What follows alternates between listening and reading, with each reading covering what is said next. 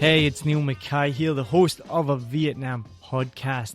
I really appreciate that you've tuned in, and as you may or may not already know, we haven't actually produced many new episodes in the past year. I think just one new episode, and I've been doing lots of PodSwaps with some of my other projects, which is what I'm going to share with you today. I'm going to share with you an episode from Smarter Podcasting, and that's where my main focus has been lately.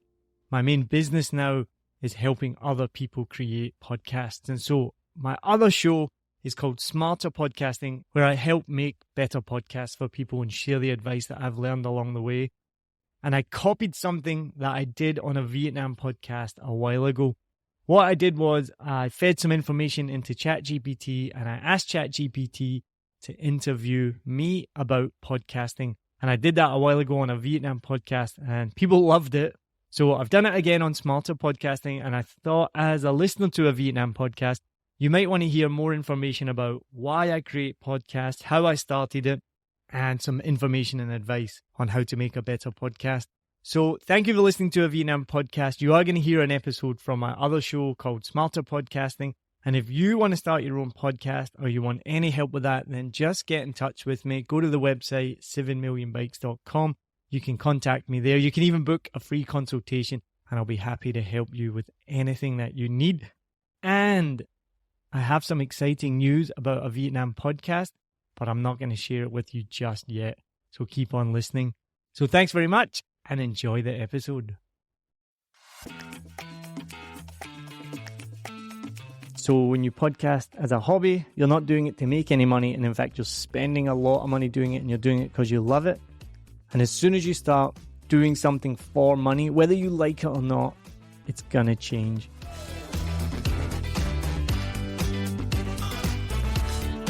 Hey, it's Niall Mackay, the podcast guy and the host of Smarter Podcasting.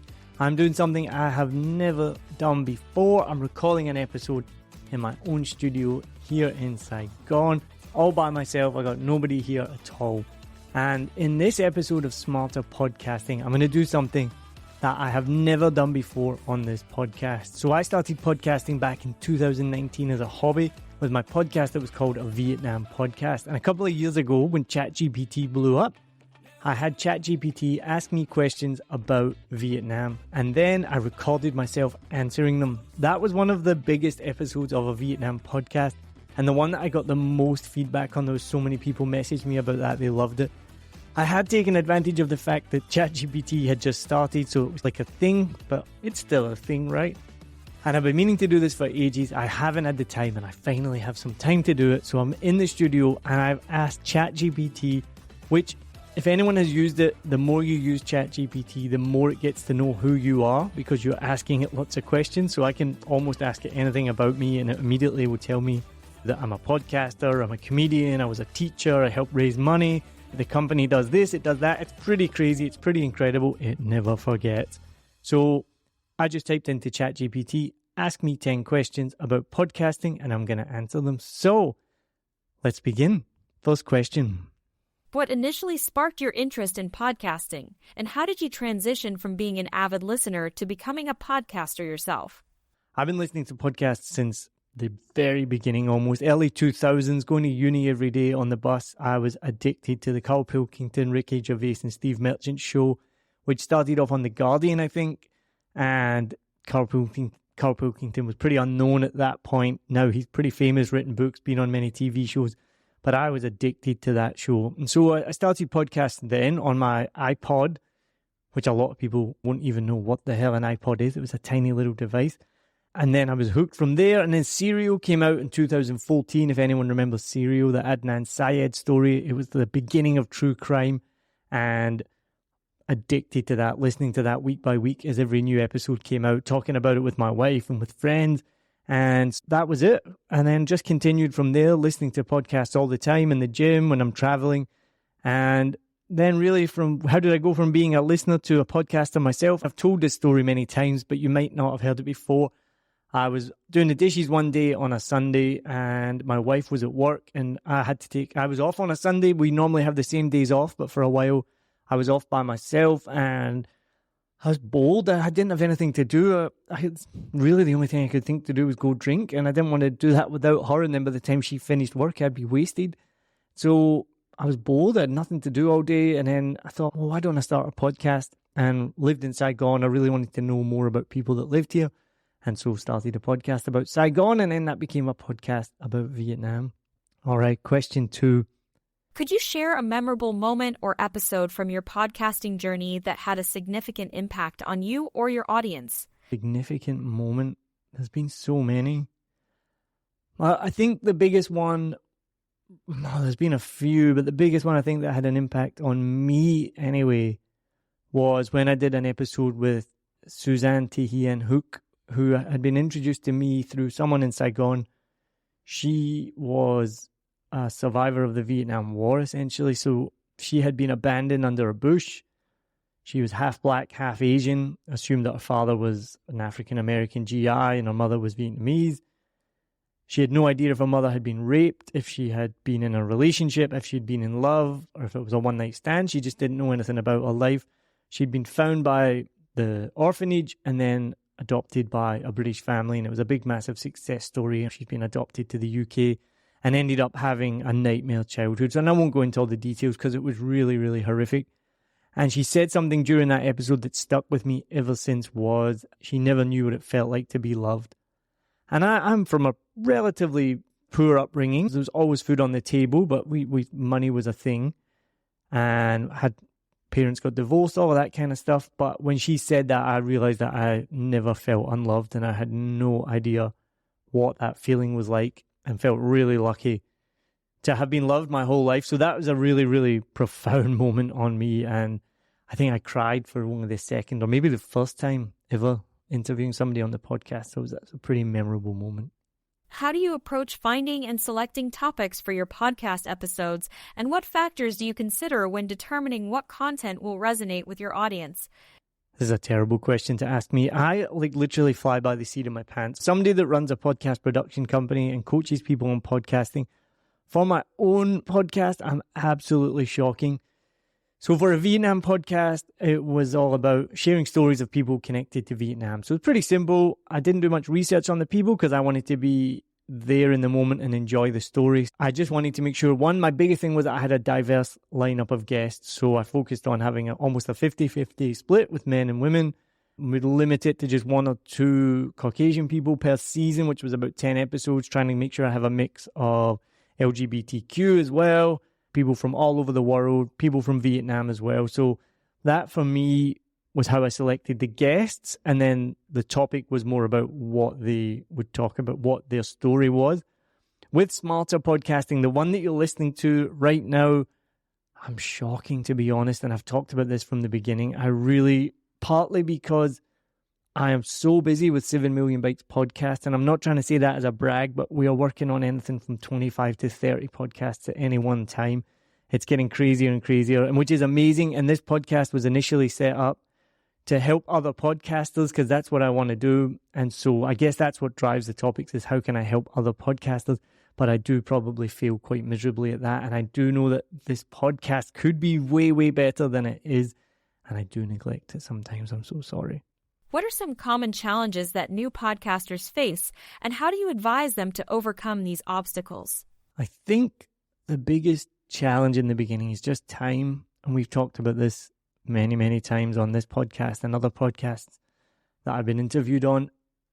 I did a calculation a few years ago, and I think to make just one 1-hour podcast episode can take anywhere up to 8 to 10 hours, including selecting the guest, meeting the guest, interviewing them, then editing it, then promoting it, then publishing it. All of that stuff adds up. And so I think everyone, just like me, gets into podcasting because they love it and they get a microphone and they think it's going to be fun. And it is fun. Not that they think it's going to be fun. It is fun and most people absolutely love it. But what nearly every podcaster doesn't appreciate in the beginning, myself included, is it's going to take you about a whole full day of work to produce that episode. So I was like, I'm going to do an episode every week. And I did. And then after 10 weeks, I was like, okay, I need to take a break. And I would sometimes take a break for 2 to 3 months before I would start the next season. There was never really any rhyme or reason to it. And so I think the time is the biggest one. So the biggest thing I would advise to people to overcome the obstacles of time is just number one, appreciate it in the beginning, understand what you're getting into. If you do have any budget, invest in your podcast. So invest in editing. Obviously, that's what I now do. People come to me because it can take you 2 to 3 to 4 hours or more to edit a podcast. So if you can pass that time off to somebody else. And the way I try and tell people as well to look at it is whatever you would spend on an editor, think about your time. So if that normally takes you 3 or 4 hours, and I've spoken to people because I literally edit podcasts all day, every day. So I'm pretty good at it and I've got it quite fast-ish, but it still takes time. There's some things that you just can't speed up. For other people who don't do it all the time, a 1 hour episode might take you 3, 4, 5 hours. So if you could get that time back and then pay somebody else to do that work for you, how much time is that worth to you? Whether that's you just get to spend more time with your family or your friends, or you get to spend more time promoting the podcast and making it better. So just think about how much that time costs. That's one way to overcome the obstacles, is basically outsource. All right, next question. I haven't read these ahead of time, so I'm having to think on my feet. With the podcasting landscape becoming increasingly competitive, what strategies do you recommend for standing out and attracting a dedicated audience? Oh, that's a good question. Right, well, first off the bat, I would maybe disagree about it becoming increasingly competitive, and this is something that is a mistake or misunderstood all the time, and I just posted about this week. There's only something like, 250,000 new podcasts a week. There's only, I think, 5 million. I'm getting all the numbers wrong, but 5 million podcasts. Whereas there's 600 million blogs. There's 87,000 TV shows, or must be more than that. Now you think about it, you've got Netflix, Paramount Plus, Disney Plus, like all those TV shows, all that content. Then you've got all the YouTube channels, more and more blogs every day. There is so much content out there. And podcast is a part of that, but it's a really, really small part of it. So I don't see it as being so competitive. The podcast numbers just hit an all-time high in the US in terms of podcast listening. And that's already like a market that you might say is saturated. I think last year I read the country with the biggest growth in podcasts was Chile. I'm based here in Vietnam. Podcasting is really small, but growing quickly. There's more and more cars here, so people are commuting. There's more and more people going to the gym, walking around. More and more opportunities to listen to podcasts. So overall, podcast is just growing and growing, and I don't see that changing anytime soon. So I don't really see it as competitive, more as collaborative. And one of the phrases I love is the rising tide floats all ships. So I think if all podcasts get better, it's just going to make it better overall. The next part of the question, what strategies do you recommend to stand out and attract a dedicated audience? It's number one, you read it all the time, just be consistent, just be there. It can take a long time to really gain traction, but you've got to be there at the same time, the same day, same cadence, whether it's once a week, twice a week, once a month. Now, I'm one of those people like, do what I say, not what I do, because smarter podcasting, again, I completely don't do any of that because I'm so busy advising other people what to do and coaching other people and working on other podcasts. But that is the advice. I know that is the answer. I've seen it with my own podcast as well. And I've seen it with the podcast that I work on. And if you want to build a dedicated audience, I think the biggest thing is just be yourself. The biggest podcast I think I've worked on is Paranormal Chicks. 2 ladies from Mississippi who talk about true crime and the paranormal. And I've never seen a podcast with a more dedicated fan base. You've probably heard of like super fans. Pat Flynn talks about it, that if you miss a deadline, you're going to have a fan messaging you going, where the hell is my episode? And I thought he was full of shit, to be honest. I was like, hey, he's just saying that for the video, like I'm saying to you right now because it sounds good. Literally, they missed a deadline one morning. She'd forgotten to post it. And I saw it in their group, people posting, where's the episode this morning? I'm missing it. Please let me know when it's going to be ready. They have an amazing Facebook group, Patreon. They've just built this unbelievable community and a dedicated audience. And they've done it by being there. I know they told me before I started working with them, they were recording episodes from their hospital beds. They just make sure they never miss an episode. They're pumping them out every week, 2 a week. And they're just themselves as well. They're not anyone else. They're 100% themselves. And that really helps build that audience. And I think that's what helps. People will see through if you're being fake. How important is branding and marketing for a podcast success? And what tactics have you found most effective in promoting your podcasts and those of your clients? Branding and marketing, I always like to tell people I like to stick to my wheelhouse. That's not what I'm best at. It's not what I'm great at. It's taken me a long time to figure out what I am good at, but what I'm good at and what I aim to be good at and be better at is podcast editing. So anything out of podcast editing, I know a little bit because I'm in the industry, but I'm not an expert. So branding and marketing, I honestly don't know. I don't know the answer. I'll just be really honest. What tactics are the most effective in promoting your podcast? I can only share what I've learned, and it's get interviewed on other people's podcasts within your niche. That's a great one. Obviously, making the short form content like for Reels and TikTok is great. And then I would say as well, wherever your audience is, be present. So whether that's on Discord or Facebook or Instagram, and give value to that audience. So my biggest pet peeve is when I see somebody post their episode link and they're like, you don't want to miss this episode. Oh my God, it gives me a sore head because it's basically every podcaster does the same thing. And they never say why. Why don't you want to miss this episode? What is in this episode that is so valuable that I need to listen to it? And to be honest, probably nothing. That's why, do you ever click on those links? I never click on those links. I'm never like, oh my God, I've got to listen to this or I'm going to miss out. Make sure you are present where your audience lives. So there's no point putting out a generic post. If your podcast is about marketing, be present in Facebook marketing groups, Discords, build up your email list, and then share that episode, but share what the person is going to gain from it. What value will they get from this episode? And I think that's going to be the best way that you can build your audience over time. In your experience, what are some key differences between podcasting as a hobby and podcasting as a profession? And how do these distinctions impact the content and approach of the podcast? Oh, that's a deep question. That is a deep one. What's the difference between podcasting as a hobby and podcasting as a profession? The biggest thing and the thing that changes everything around the world for everyone is money. So when you podcast as a hobby, you're not doing it to make any money. And in fact, you're spending a lot of money doing it and you're doing it because you love it. And as soon as you start doing something for money, whether you like it or not, it's going to change. And if you have sponsors, suddenly you have to have ads in your show, which maybe you never wanted. Maybe your listeners don't want. To be honest, most listeners don't care, but suddenly you've got ads in there. You're more beholden to what they want you to do. Maybe you have Patreon as well. So you've got to start creating extra content for those podcasters as well, which creates extra pressure on you. And that extra pressure comes from because you want the money from your Patreon members. So the biggest change is money. How do these distinctions impact the content and the approach? I think whether you're a professional or a hobby podcaster, I don't think the content and the approach would change that much. Unless you're really unless like undue influence is put on you by whoever's sponsoring you, or if you're signed up to a massive company, I don't know, and they want you to do something different. But I think it can only help you if you really scale up and you get sponsorship. It means better equipment, it means better editing, it means you have more time to research your guests maybe.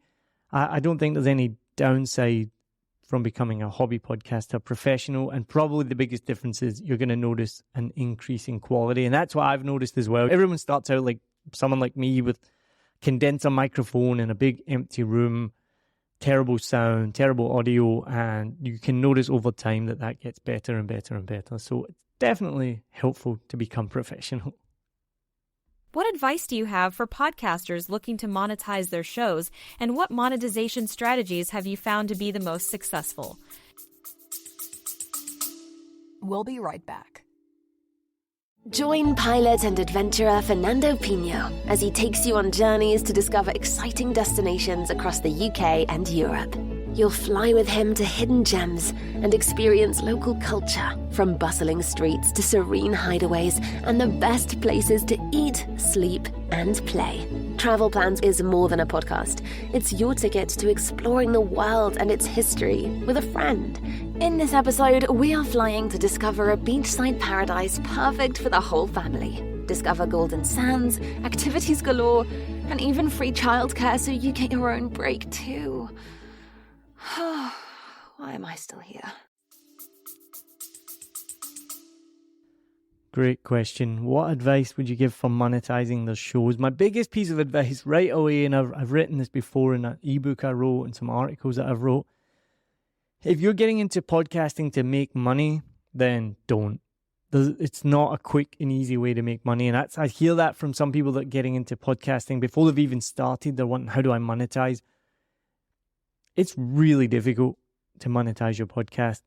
So sponsorship, for example, the average CPM, which is like cost per mile, I think. But basically, your cost per 1,000 listeners. So for every 1,000 listeners, the advertising rate, which is set, is about $24. So if you have 1,000 listeners, a sponsor will give you $24. Now, if you have 1,000 listeners, you might think, oh, that's easy. You would be in the top 5% of podcasts worldwide.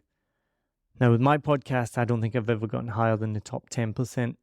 Top 5% of any industry in the world means you're doing an incredible job, but it means that 95% of the people aren't there at all. To get over 10,000 downloads per week, you'll be in the top 1%. So in terms of sponsorship, it's really difficult. There's not much money to be made, and you just need to have a really, really big podcast.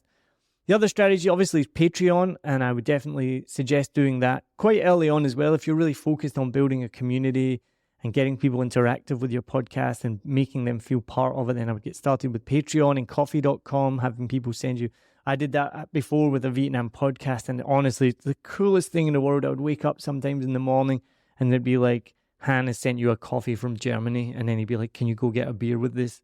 And so I would go have a beer, take a picture of myself and send it to him. That's like absolutely priceless. So you might not make a lot out of it, but the feeling of doing that and be able to communicate with some random person on the other side of the world who listens to your podcast is really, really cool.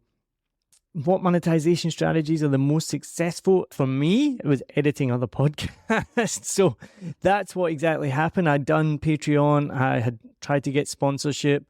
And I realized that even though my podcast was pretty successful and it continues to be successful to this day, it's getting more downloads than it ever had before, it was going to be really difficult for me to make that a full-time job. And that podcast was about Vietnam. So I was like, I could look for sponsors in Vietnam that are tourism or hotels. But I then looked at my audience and they were around the world. And I was like, my audience is around the world. So how do I find a sponsor that caters to all of them? And so I came to the decision that I think the best way to make a career out of something that I love, out of my hobby, is to help other people make podcasts. Because at this point, I was already getting approached by people to ask for help.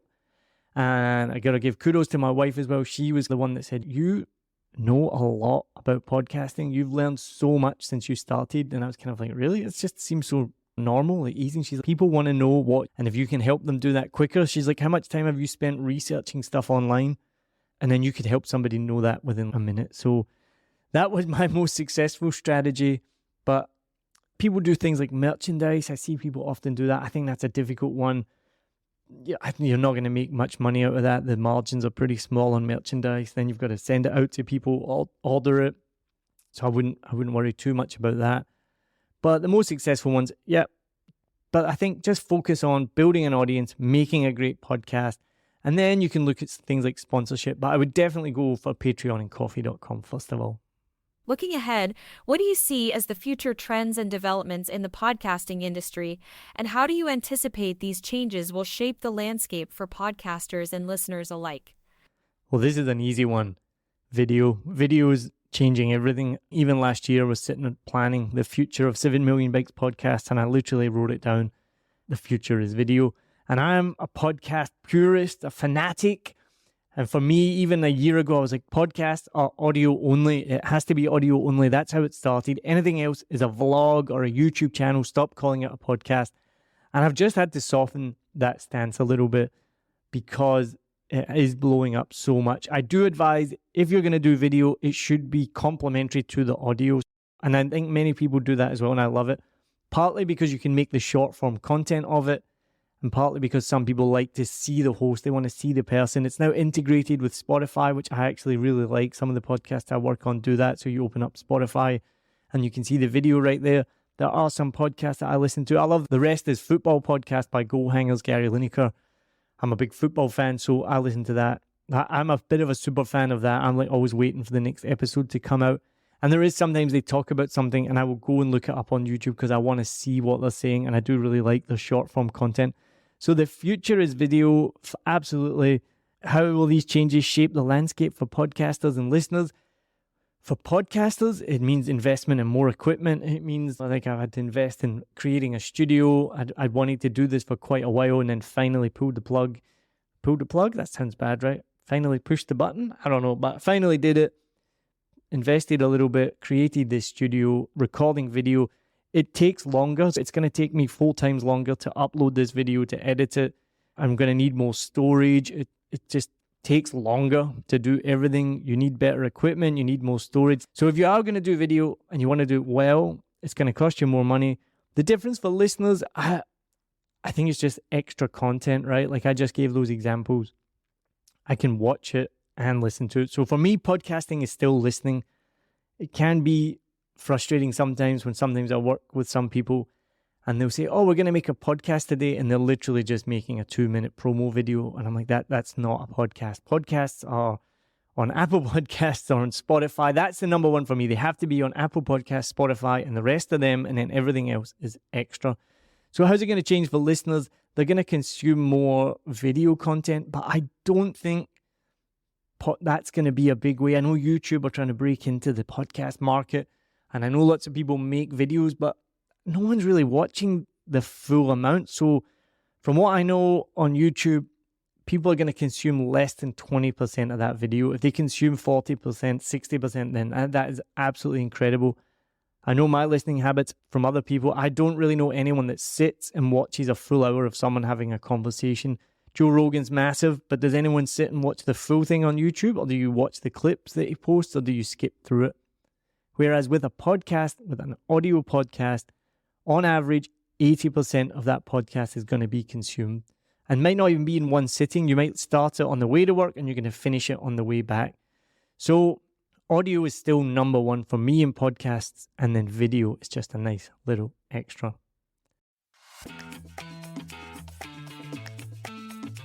All right, thank you, ChatGPT. I hope you guys enjoyed this. As I said, I'm Niall Mackay. I've been podcasting since 2019 and I'm absolutely addicted to it.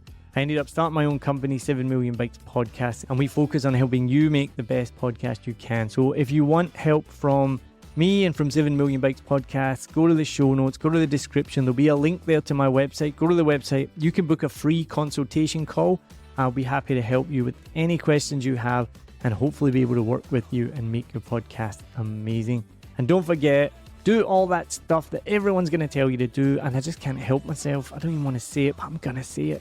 Rate, review, subscribe, and the biggest thing that you can do is if you enjoy this content, please tell somebody else about it, and even better, please share it as well. All right, thank you for listening to another episode of Smarter Podcasting. Cheers.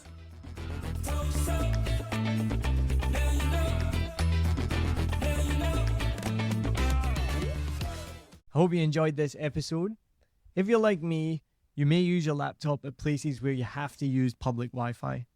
This opens you up to digital snoopers. It's a massive problem. It can be your internet service provider, or you know who, looking at what you do online, or a cyber criminal trying to steal your bank passwords or credit card info, or even a hacker at the next table trying to steal your sensitive data. These days, it is vital that you keep your data safe. NordVPN keeps all of these snoopers away. It makes your internet activity private, protects you from accessing dangerous websites that are phishing for your data, and lets you enjoy your favorite content securely, even while away from home. And it's easy to use, even I could use it. I've actually been using NordVPN for years now here in Vietnam, and I'm excited to be an affiliate partner with them.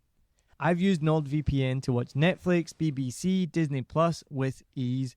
And I also know that my information and data are safe from prying eyes, whoever they may be. Join now and you'll get 68% off and 3 months free when you go to my link, nordvpn.com/SMB. Just again, for those hard of hearing, nordvpn.com/SMB. The link is also in the show notes. I know nobody checks them out, but go check that out and you can get the link from wherever you are listening to this podcast.